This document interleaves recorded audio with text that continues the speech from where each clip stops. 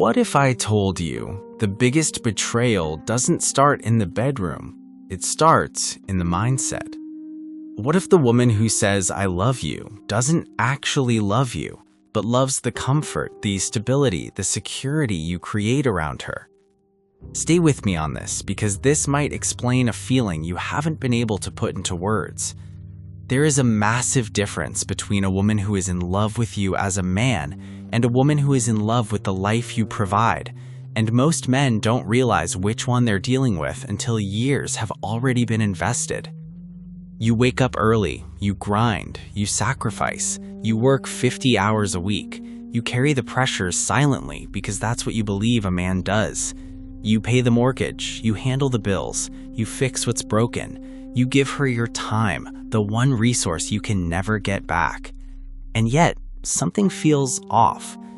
There's a coldness in the house that no heater can fix, a politeness where passion used to live.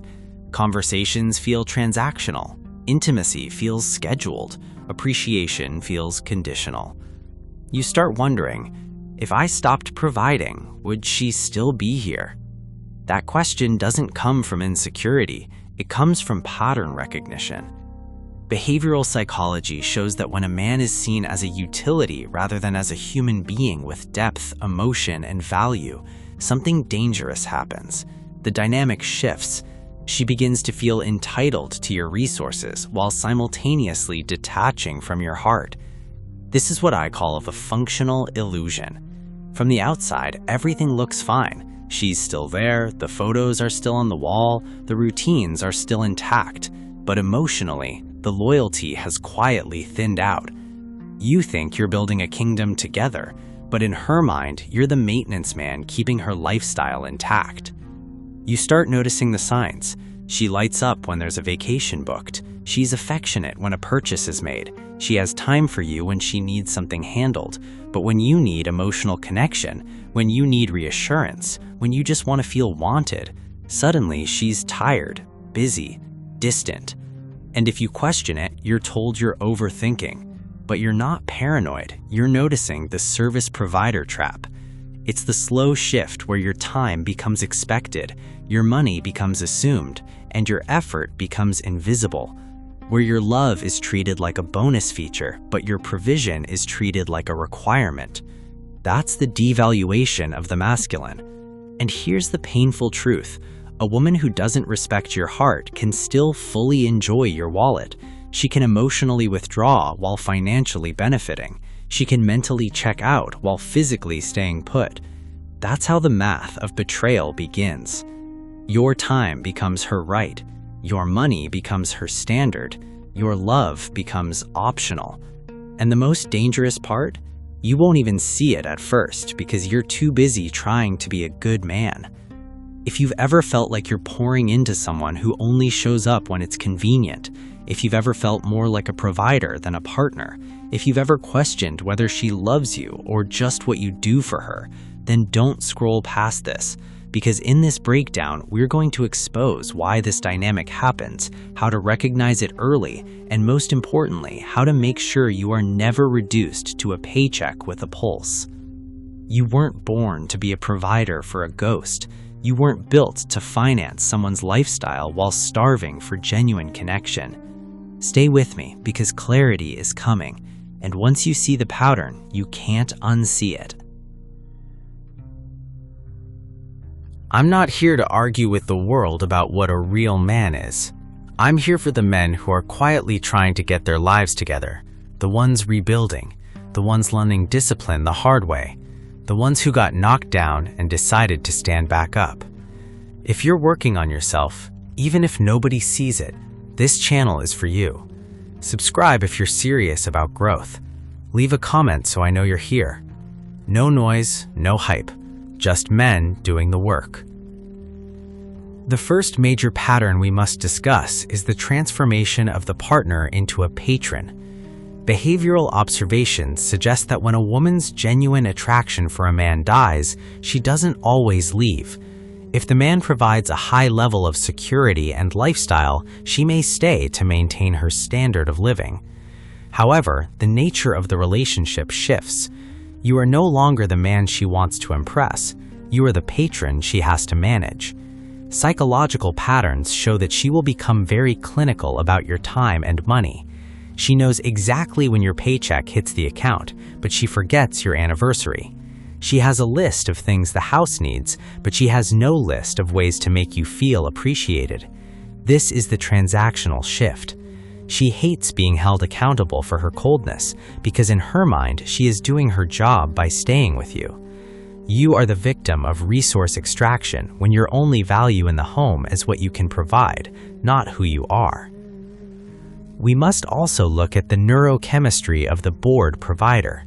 Behavioral observations show that when a man provides everything without demanding respect and loyalty in return, the woman's dopamine levels regarding him begin to flatline. The safety you provide becomes boring. Psychological observations suggest that some people will use your time and money to stabilize their lives while using other men to provide the excitement they crave. This is a form of parasitic stability. She needs your money to pay for the gym membership where she meets the man she actually wants. She needs your time to watch the kids so she can go to happy hour with the girls to find your replacement. You focus on being a good provider, but she is focusing on your provision as a subsidy for her indulgence. You are the victim of functional replacement when she uses the platform you built to jump to another ship. Let's look at the path of Julian. Julian was a man who grew up believing that a man's worth is his wallet. He was a successful contractor who worked 6 days a week to give his wife Monica a life she never had to work for. Julian thought that by giving her a brand new SUV, a designer wardrobe, and a house in the best neighborhood, he was buying her loyalty. He didn't notice that Monica stopped asking how his day was. He didn't notice that she spent 4 hours a day at the country club but was too tired to talk to him when he got home at 7 p.m. Julian is the loser in our story because he practiced material distraction. Every time he felt the distance between them growing, he bought her a gift to fix it. He was trading money for love, not realizing that love isn't a commodity you can purchase. When he eventually found out Monica was having an affair with a tennis instructor, she didn't even apologize. She told him, "You were never home anyway." Julian had spent 10 years giving her his time in the form of labor and his money in the form of assets, only to find out she was just a bank she was robbing. He lost his prime years, a large portion of his wealth in the divorce, and his self-esteem. He lost because he thought provision was a substitute for boundaries. He was a victim of the golden cage fallacy, building a beautiful cage for a woman who is already looking for the key to someone else's door. The second psychological layer is the entitlement of the unearned life. Behavioral observations suggest that when a person receives high value without high effort, they begin to devalue the source of that value. If you give a woman your time and money without requiring her to be a helpmate or a loyal partner, she will eventually resent you for it. Psychological patterns show that she will start viewing your hard work as easy and your sacrifice as expected. This is status inflation. She begins to believe she deserves more than what you are giving her, and she will use your money to audit other men who might give her even more. You are the victim of unchecked entitlement when the life you built for her becomes the baseline she uses to look down on you. Furthermore, we must address the weaponization of the schedule. Behavioral patterns show that a woman who wants your money but not your love will become an expert at managing your time. She will fill your calendar with errands, family events, and tasks that keep you busy and away from her private life. Psychological observations suggest that by keeping you in a state of constant labor, she ensures you are too tired to notice the glitches in her story. She wants your time spent on maintaining the machine, but she wants her heart spent on exploring the market. You are the victim of labor diversion when you are so busy working for the family that you don't realize the family has already left the building. Another reason for this pattern is the comfort of the false vow. Behavioral patterns suggest that for some, the marriage contract is treated as an employment contract. As long as the benefits, the money, and the stability are high, they will stay in the job. But the moment a better offer comes along, they will quit without notice. Psychological patterns show that she will stay just long enough to secure her future assets. She refuses to answer questions about her commitment because she is waiting for her vestment period to end. You are the victim of strategic retention when she is only with you because the cost of leaving is currently higher than the benefit of staying. You have to realize that attention is the oxygen of a relationship. If she wants your money to buy things and your time to fix things, but she has no attention for your soul, you are living with a ghost. Behavioral patterns show that real love is invested, but opportunism is extractive. If the direction of flow in your relationship is always out of your pocket and into her lifestyle, without a return of respect and loyalty, the equation is broken. Psychological observations suggest that you are subsidizing your own replacement. Every dollar you spend on a woman who doesn't respect you is a dollar she will use to market herself to the next man. You are the victim of patronage blindness when you think buying her a better life will make her a better woman. Most men stay because they are invested in the image of the family. They don't want to be the man who failed. But behavioral patterns show that failure is staying in a system that is designed to drain you. You aren't saving a marriage, you are financing a deception. And the interest rate on that deception is your life force. You are a victim of sunk cost entrapment when you keep investing in a stock that has already crashed. It is time to stop the bleeding and start investing in the one person who will never betray you, yourself. Let me make something clear as we move forward. I don't create content for the average mindset. I don't speak to men who are looking for shortcuts, excuses, or someone else to blame. I speak to the man who can look in the mirror and say, if something in my life is broken, I will confront it. The man who can say no to distractions, not because he was pressured, but because he decided his future was worth protecting. If you're not ready to work on yourself, this won't land. It'll sound harsh. It'll feel uncomfortable.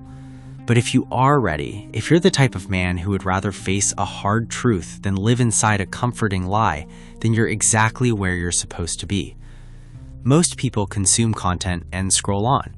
They nod, maybe feel inspired for 5 minutes, and then go right back to tolerating the same patterns.